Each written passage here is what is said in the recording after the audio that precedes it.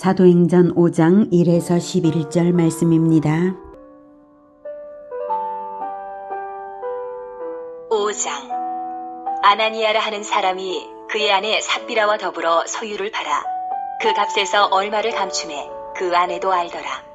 얼마만 가져다가 사도들의 발 앞에 두니 베드로가 이르되, 아나니아야, 어찌하여 사탄이 네 마음에 가득하여 네가 성령을 속이고 땅값 얼마를 감추었느냐? 땅이 그대로 있을 때에는 내 땅이 아니며 판 후에도 내 마음대로 할 수가 없더냐? 어찌하여 이 일을 내 마음에 두었느냐? 사람에게 거짓말한 것이 아니오 하나님께로다. 아나니아가 이 말을 듣고 엎드러져 혼이 떠나니 이 일을 듣는 사람이 다 크게 두려워하더라. 젊은 사람들이 일어나 시신을 싸서 메고 나가 장사하니라. 3시간쯤 지나 그의 아내가 그 일어난 일을 알지 못하고 들어오니 베드로가 이르되, 그 땅 판 값이 이것뿐이냐? 내게 말하라. 하니 이르되, 예, 이것뿐이라 하더라. 베드로가 이르되, 너희가 어찌 함께 꾀하여 주의 영을 시험하려 하느냐? 보라, 네 남편을 장사하고 오는 사람들의 발이 문 앞에 이르렀으니 또 너를 메어 내가리라. 하니 곧 그가 베드로의 발 앞에 엎드러져 혼이 떠나는지라.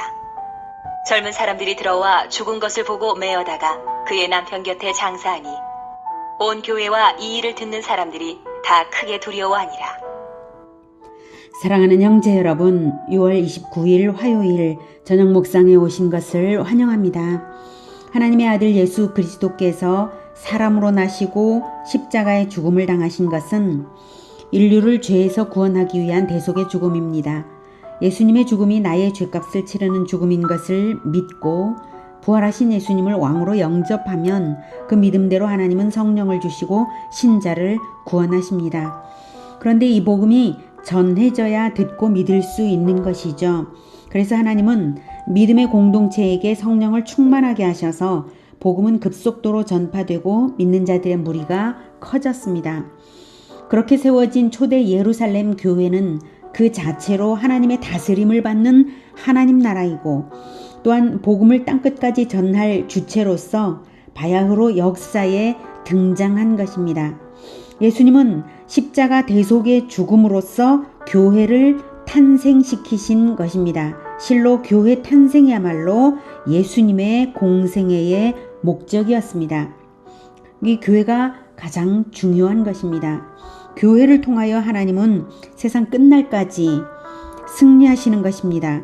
예수님의 십자가의 사역이 그 자체로 완전하지만 또한 이 사역을 교회 공동체에게 구원의 복음의 전파를 남기셨고 교회 자체가 하나님 나라라는 사실, 이것이 정말로 절대적으로 중요한 것입니다. 초대 예루살렘 교회는 박해를 받으면서도 복음 전도를 힘있게 하면서 많은 기적들이 나타났고요. 기쁨으로 모이기를 힘쓰며 힘차게 성장했습니다. 성도들은 재물을 통용하면서 어떤 사람들은 자기 재산을 팔아서 교회를 위해 자발적으로 내놓는 사람들도 있었습니다. 복음의 전파와 교회의 성장에 대한 열망이 그들을 그렇게 자원해서 재물을 내게 한 것입니다.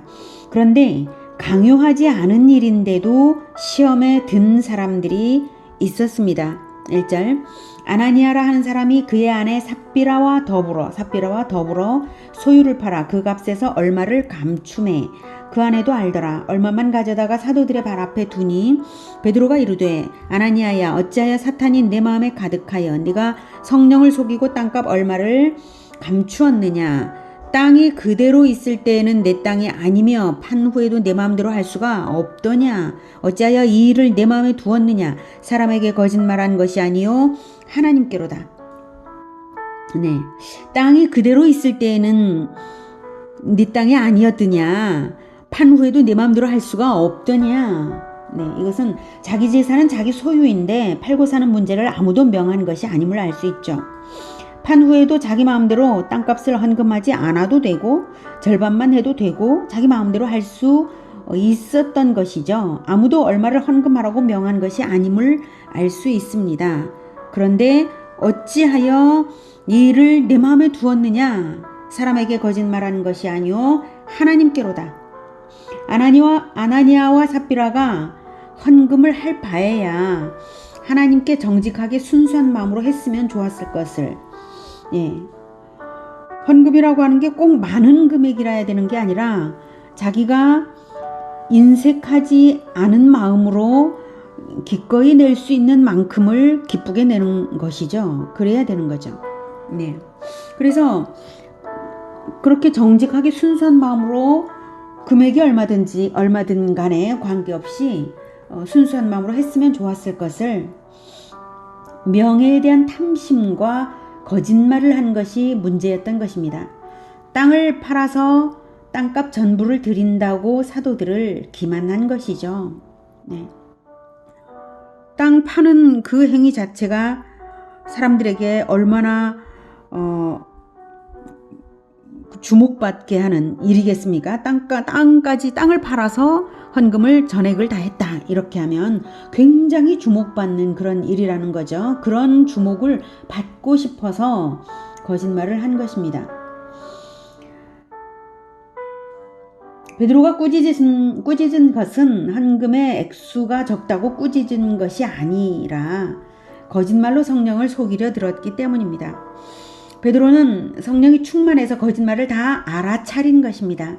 베드로는 이제 막 출발하는 교회 공동체의 순수성과 기강이 얼마나 중요한지를 알았기 때문에 거짓에 팔려서 명예욕으로 교회 공동체가 움직여져서는 안 된다는 것을 알았기 때문에 엄히 지도한 것입니다.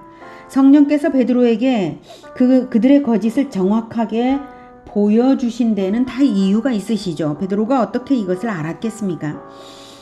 아나니아와 삽비라가 차라리 헌금을 하지 말든지 일부를 드린다고 했으면 문제가 없었을 것입니다.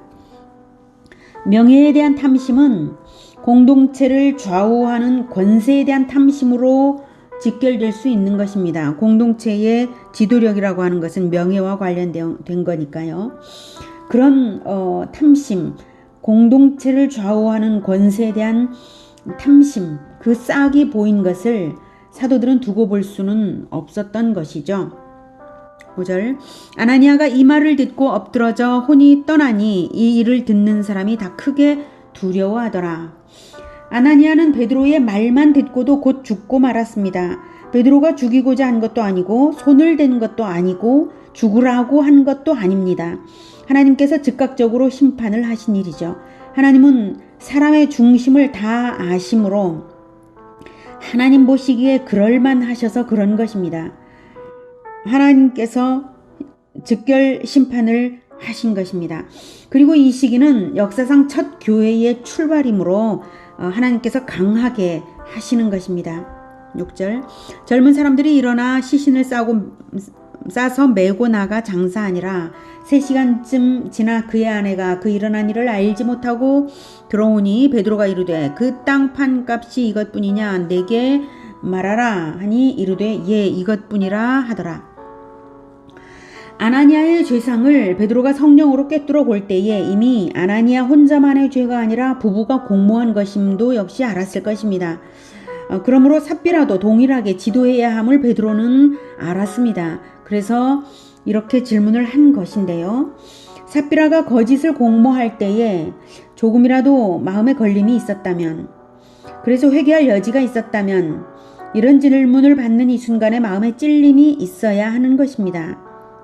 사실 공모하는 것부터가 잘못인데 남편이 아마도 주도적으로 하고 삽비라는 보조적으로 했다고 할 때에도 사실 남편이 주도적으로 거짓을 꾀하고 기만책을 행할 때에 삽비라가 말려야 하는 것이죠. 에덴 동산에서의 죄가 두 사람이 함께 죽게 되는 결과를 가져왔던 것, 그것은 한 사람이 잘못을 할 때 다른 한 사람이 말려야 했는데 그러지 않아서 그런 거 아닙니까? 네. 지금 삽비라는 전혀 회개할 여지가 없었기에 지금 이 순간에도 이렇게 대답을 한 것입니다. 마음에 걸림이 있었다면, 회개할 여지가 있었다면 이런 질문을 받는 이 순간에 마음에 찔림이 있어야 하는 것입니다. 그런데 찔림이 나타나기는커녕 그 질문을 받았음에도 불구하고 더 강하게 거짓으로 속이려 들었습니다. 아나니아에 대한 하나님의 심판이 이미 그러함으로 삽비라 역시 남편과 동일한 운명을 당할 것임을 베드로는 알았고 또한 그렇게 선언했습니다. 베드로가 이르되 너희가 어찌 함께 꾀하여 주의 영을 시험하려 하느냐. 보라, 내 남편을 장사하고 오는 사람들의 발이 문 앞에 이르렀으니 또 너를 메어 내가리라 하니, 바로 직후에 일어날 일을 베드로가 지금 성령으로 다 보고 말하고 있는 거죠. 베드로에게 하나님께서 성령으로 보여주시는 것들이 매우 구체적이며 그렇게 구체적이고 강력하게 성령께서 지도자를 이끌고 계셨던 것을 알 수가 있습니다. 이렇게 하시는 이유는 하나님께서 교회 공동체가 세워지는 이 역사의 초반에 질서와 영적 순수성을 제대로 세우시려는 것입니다. 10절, 곧 그가 베드로의 발 앞에 엎드러져 혼이 떠나는지라. 베드로의 선언이 떨어지기가 무섭게 삽비라 역시 즉사했습니다. 베드로가 그들을 죽인 것이 아니라 하나님의 심판인 것을 더욱 확증하는 사건입니다. 젊은 사람들이 들어와 죽은 것을 보고 메어다가 그의 남편 곁에 장사하니 온 교회와 이 일을 듣는 사람들이 다 크게 두려워하니라. 이토록 두렵게 하나님께서 심판하신 이유는 바로 온 교회가 다 듣고 크게 두려워하게 하심으로써 초반부터 거짓을 근절하시는 것입니다. 거짓과 탐심, 명예에 대한 탐심이든 권세에 대한 탐심이든 그런 마음은 교회를 좌지우지할 탐심으로까지 발전하게 되는 것입니다. 그거야말로 하나님의 권좌를 넘보는 것과 동일한 것입니다. 하나님은 다 아시기 때문에 싹을 제거하신 것입니다. 교회 공동체는 하나님 나라입니다. 하나님의 다스림을 받는 나라입니다. 하나님 나라에 거짓과 탐심이 있을 수 없으며 그 어느 누구도 하나님 나라로 하여금 거짓된 자기 자신을 따르게 할 수 없는 것입니다. 거짓을 사용하여 교회를 움직이려는 것이야말로 마귀의 일인 것입니다. 오늘은 두려우신 하나님을 만났습니다. 그리고 그만큼 교회 공동체의 순수성을 지키시는, 교회를 사랑하시는 교회의 진정한 주인이신 하나님이십니다. 우리가 하나님이 지키시는 바로 그 교회 공동체입니다. 우리가 거짓을 조금도 갖지 말아야 하겠습니다. 하나님이 지키시는 교회이기 때문입니다. 순수와 정직이 우리 마음에 늘 있어서 하나님의 사랑과 보호하심 가운데 거하는 교회 공동체가 되기를 축복합니다. 기도하겠습니다. 하나님, 우리는 거짓된 마음이 있습니다. 우리가 거짓말을 사소하게 생각해서 할 때가 있습니다. 주님, 우리의 거짓됨을 고쳐주시옵소서. 우리를 불쌍히 여겨주시고 우리를 새롭게 하여 주시옵소서. 이제 거짓을 버리고 하나님 앞에 정직하게 하겠습니다. 그리고 무엇보다도 교회에 영향을 주는 명예욕이나 탐심이나 권세에 대한 욕망, 이런 것들은 결코 갖지 않겠습니다. 주님, 도와주시고 오직 순수한 마음으로 하나님의 다스림만을 받는 정직한 우리 교회 공동체가 되게 하여 주시옵소서. 예수 그리스도 이름으로 기도드립니다. 아멘. 이어지는 시간은 개인 기도 시간입니다.